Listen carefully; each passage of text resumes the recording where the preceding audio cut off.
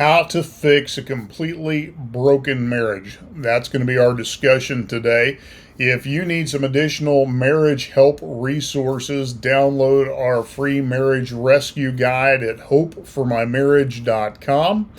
And let's get into this topic. How do you fix a completely broken marriage? Well, just like anything else you might be looking to fix, if it's completely broken, first of all, you have to know there's a lot of work ahead of you. One of the things you're going to want to take inventory of is what is the work that's going to have to be done to make your marriage whole.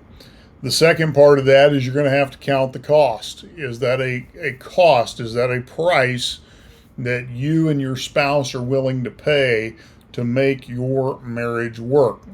Now, my own opinion is I believe our marriages are a lifelong covenant between myself, my spouse, before man and God. And so in my world, divorce is not an option. Now, I'm not saying that has to be the case for you, but I am saying, based on my own personal convictions and my wife's personal convictions, we choose to take that off the table. So that means we are willing to pay any price necessary to fix the broken items in our marriage.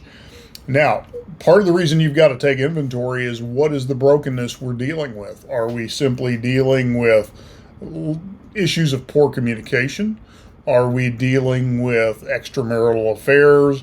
Are we dealing with narcissistic tendencies? Are we dealing with abuse?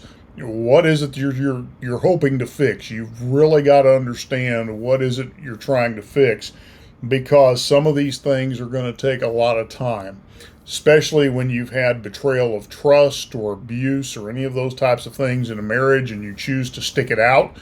Then what you're going to find is you're going to have to put a lot more work into that process. It's not going to be an easy process. At times it will be excruciatingly painful.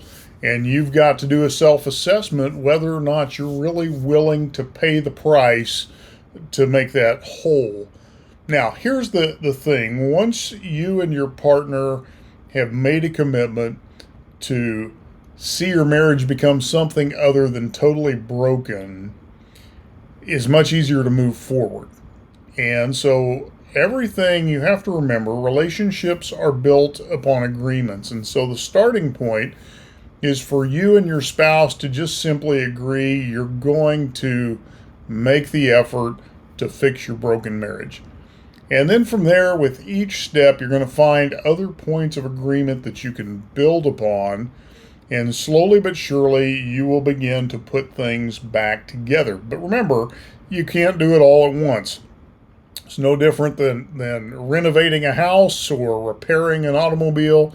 You're going to have to pick one thing at a time, work on it until it's where it needs to be, and then you can move on to the next thing. So just a few thoughts for you today. Hope you find that helpful, and I'll talk to you again soon.